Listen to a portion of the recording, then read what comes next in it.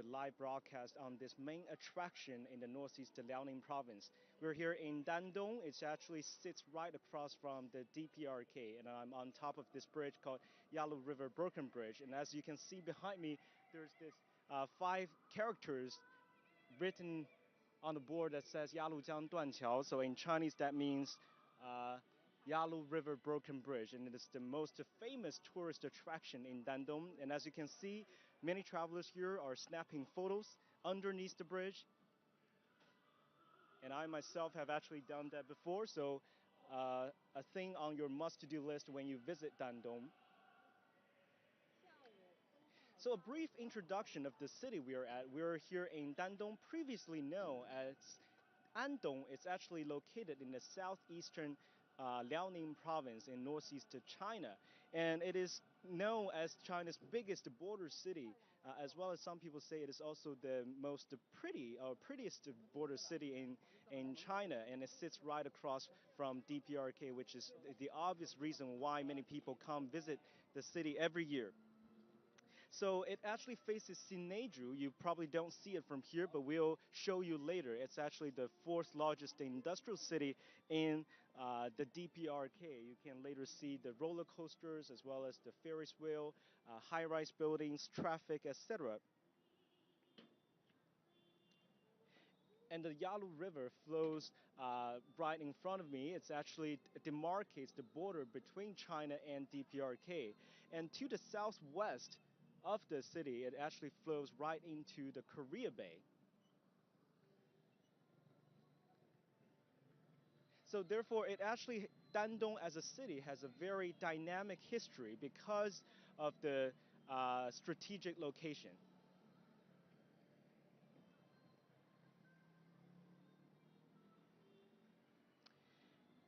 And on the left side of the bridge, which I will talk to you later about, is actually the Sino-North Korea Friendship Bridge. And as we know, 90% of the trade between China and DPRK, 90% of the trade in DPRK actually is dealt with through China, and much of that trade flows right through Dandong. So through this bridge that connects Dandong to the Sineju, usually in the morning you'll see trucks bring exporting goods to the country, and later in the afternoon, the empty trucks come back to Dandong, but not today, not at this time, because of the latest sanctions imposed by China on the neighboring country. Of course, that were in line with the latest UN Security Council resolutions. So the trading business has actually been hit pretty hard in downtown Dandong. A lot of the trading companies had to either close down, or the business has been hit pretty sharp.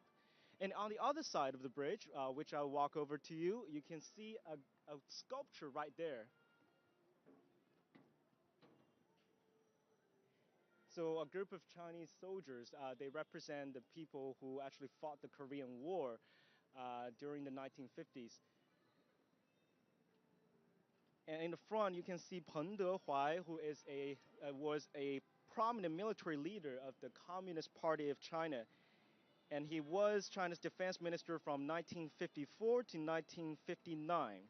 And he was an important commander during the War of Resistance against the Japanese aggression between 1937 to 1945, as well as the commander-in-chief of the Chinese People's Liberation Army in the Korean War. So a very prominent figure in the Chinese military history. And normally, during this time of the day, you don't see many travelers because it's a weekday afternoon, and some people are still eating lunch, perhaps. But earlier, we've been here for several hours, and we saw a group of Chinese students coming from Anshan, actually, coming here because this is also the site of patriotic education. So not many foreigners come down here, but definitely a lot of students, a lot of travelers from nearby provinces. And most of them come here during the weekends because Dandong is not that big of a city, and you can actually visit some other places nearby, like the Hushan Great Wall, as well as the Fenghua Mountains. So a lot of natural resources, natural tourist sites in this area. It's a very beautiful place. It looks like someone is bringing a suitcase. I assume is doing business. 哎，先生您好，我们是那个央视在做直播，就是想问问您是今天是来丹东旅游吗？还是出差？我们是在丹东这边有一个学术会议。有一个学术会啊，您是学者。对对对。那正好来这边旅游旅游。之前来过断桥吗？不是，这是第一次来。为什么会选择来断桥？因为断桥是咱们中国跟朝鲜之间一段历史吧。一段历史有见证。对历史见证，尤其是就是抗美援朝。是吧？那您现在另外这个断桥也是。一个是见证历史，另外也是一个友谊的桥梁嘛。友谊的桥梁还有一个通道吧，是吧？什么贸易边境？已经多少天了我们来3天了。3天了，还准备去哪些地方？今天晚上就回北京了。今天晚上就回北京了。对对对。好嘞，谢谢。So this guy I just talked to, he's from Beijing. He's actually a scholar visiting in Dandong, and in his free time, he chose to visit this place as he told me that the broken bridge is a representative or the symbol of the history during the Korean War, as well as it showcases the friendship that China and DPRK shared. So he's very excited to visit this place in the afternoon. He's going back to Beijing tonight. So let's take a walk to this place. To the end of this bridge, because for travelers or local residents, they don't. Part of it is to see the history, but also the biggest attraction is to see the other side of the river, the most mysterious country in the world, DPRK. It's so close to the outside world. We don't have much access to the information about the country. And here on this bridge, especially towards the end of the bridge, you can actually get a sneak peek into what's going on over there. You can even see the motorcycles, pedestrians, etc. So that is the biggest reason a lot of people come here. Of course, people come here to commemorate the history, etc. But DPRK, especially without a direct visa, this is as close as you can get towards the country.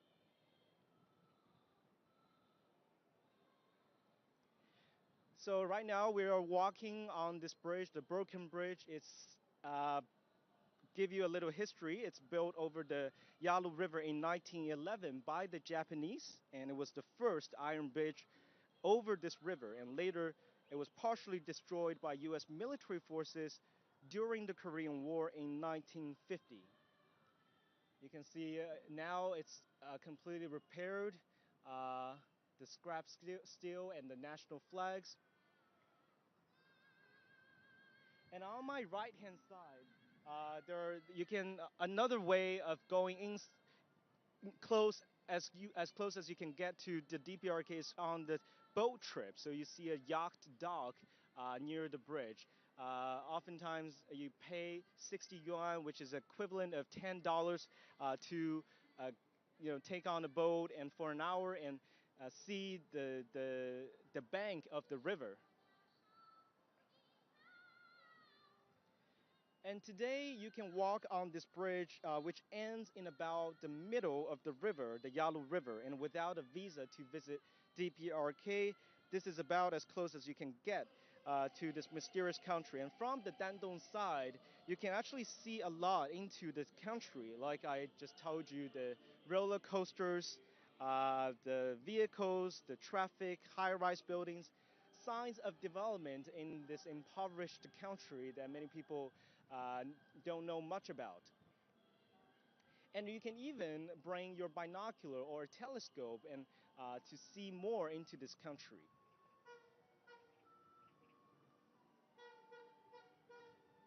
So the entire bridge is actually about 944 meters long and 11 meters wide. And now it's considered a wartime symbol for people to commemorate the history as well as to cherish the peace we have today. So an old couple just passed by me.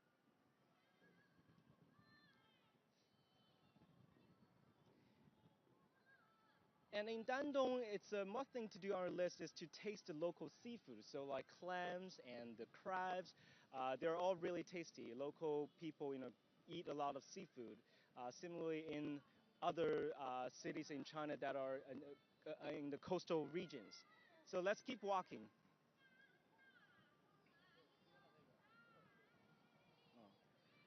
Well, as you can see, this sister bridge I told you about, the Sino-North Korea Friendship Bridge, a truck just came back.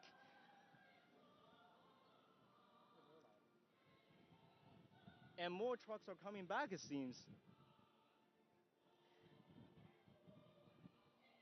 So about this bridge, it's called the sister bridge to this broken bridge. It's across the Yalu River as well, on the China-North Korea border, connecting the city of Dandong, China, and Sineju. But pedestrians are not allowed to cross, and it's one of the few ways to enter or leave North Korea and carries automobile and rail traffic. So it looks like a bus carrying, oh, it's actually an empty bus just rode back from the DPRK.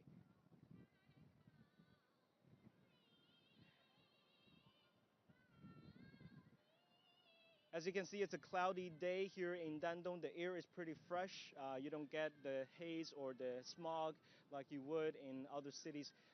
Beautiful air, tasty seafood, definitely a place worth checking out.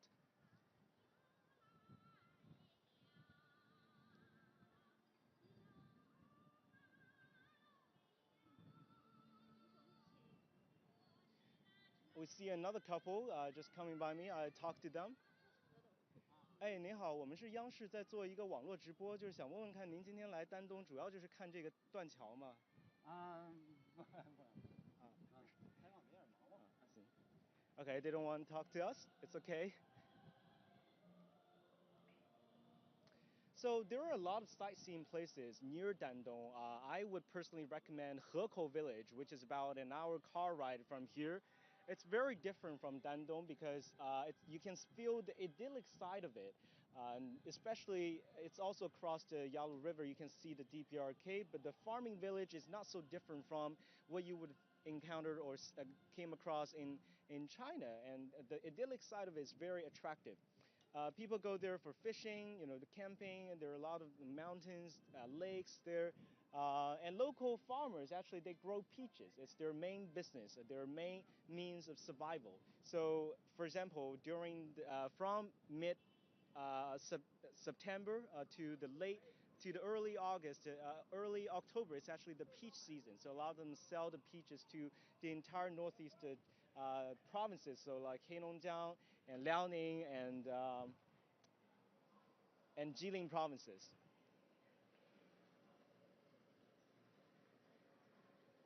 So you see more trucks are coming back. And nowadays, pedestrians are not allowed on this bridge. So if you want to visit, you can only see it from afar. We'll keep walking. So I was telling you about the Hekou village. It's very tranquil, very idyllic. And you must be wondering, what is it like to live across the most mysterious country, the DPRK, or perhaps one of their biggest neighbors or most dangerous neighbors? What is it like to living there?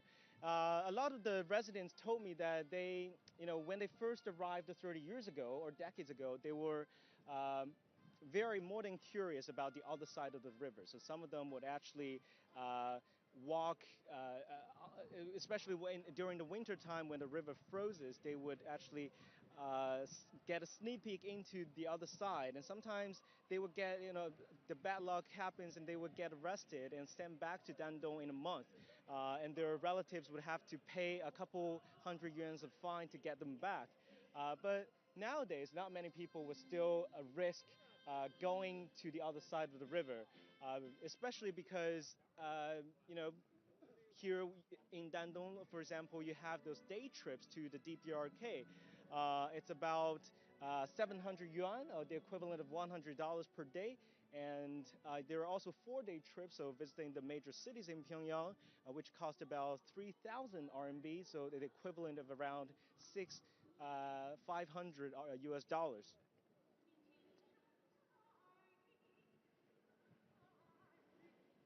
And some anecdotes, they told me that sometimes the DPRK residents would actually, ride on a boat and visit visit the Hekou village I was telling you about. But that was not very often. It was actually rare incidents. So the interaction is very interesting, especially in the early days, like for example, 10 years ago, local villagers, they would smuggle goods to the other side of the river, bring their rice and oil, the things that are in scarcity in DPRK. But that's no longer the case, partially because China is imposing the sanctions on them.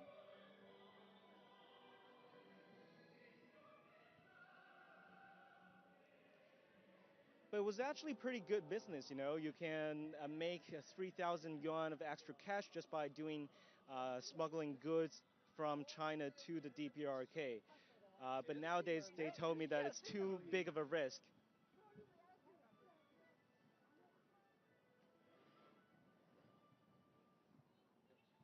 哎，您好，您好，我们是央视在做直播，想跟您聊一聊，行吗？就是您是来丹东旅游的吗？对，就是来这边溜达溜达，你有去别的地方吗？哦，我从沈阳过来的。从沈阳，我们也是从沈阳，我们是沈阳记者站啊。您是专程来旅游，就是？对，我准备从这儿走到大连。走到大连，徒步。啊。那个丹东你准备待几天？可能在这做完就直接走了吧。就直接走，就想来看一看断桥。对呀。为啥想看断桥呢？因为这不是抗美援朝的桥吗？以前我爷爷是一名志愿军的军人啊，就是然后已经所以有特殊的感情。对，就是来看一下。So this guy actually came from Shenyang, and he's planning to visit this bridge and later and go to Dalian. And he told me that his father was a soldier of the People's Liberation Army who fought the Korean War. So this bridge obviously means a lot to him. Actually, when we were doing reports about Dandong, especially that history, the Korean War, we encountered a lot of people whose fathers or relatives have fought that war, and to them this bridge means a lot because it doesn't not only represents or symbolizes that war to them, but also it's the bridge that their father used to cross over during the war to the Korean war front. And that war was very brutal. The People's Liberation Army, they suffered huge losses. A lot of people died in that war. And today you can commemorate the history as well as pay respects to the deceased in Shenyang, revolutionary martyrs. It's actually another patriotic education site. Many students would pay their respects there.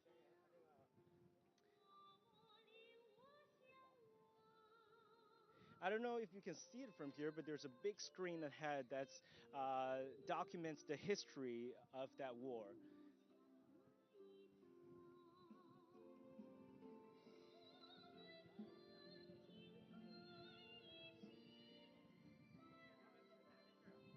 And you can hear the traditional Chinese music, all very patriotic songs, and you can see the footage there, the documentary of U.S. aircrafts bombing the bridge. It was documented there.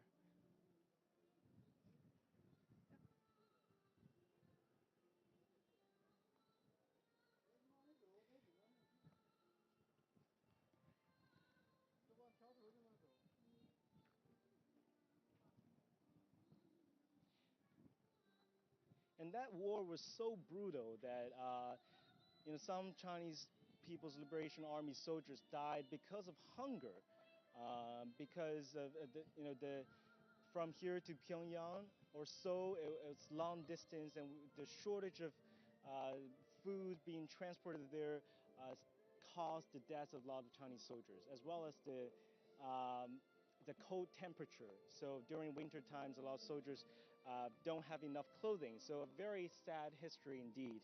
We'll keep walking. We're already close to the middle of the river. So this bridge really serves as the testimony of that war. You can actually see it, that although it's been repaired, but you can see the scrap steel walking downstairs later.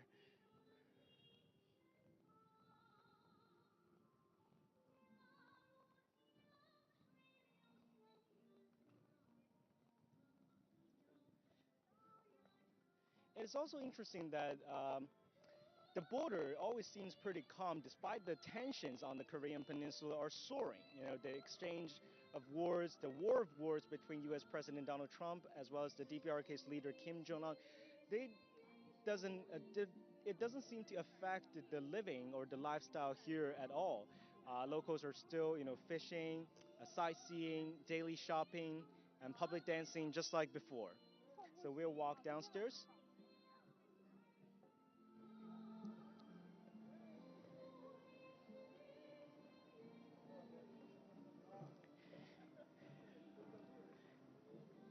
And here you can see signs of the war. For example, the bullet holes as well as the scrap steel. They serve as the testimony of the Korean War.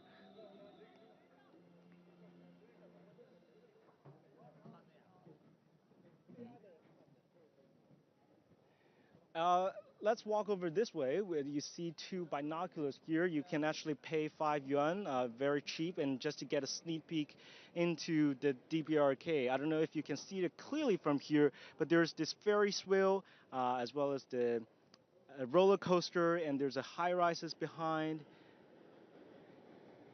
You can't tell much, but a lot of people come here just to pause, and because it's a gives you a sense of the recent past as well as this very mysterious country.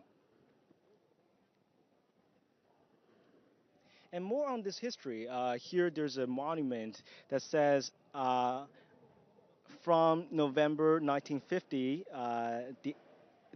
November 8th, 1950 to November 14th, American U.S. aircrafts, B-29 bombers, multiple times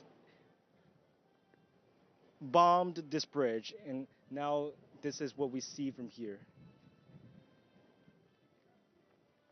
We'll later check out checking on that guy who just used the binocular to see the DPRK and see what's his reaction.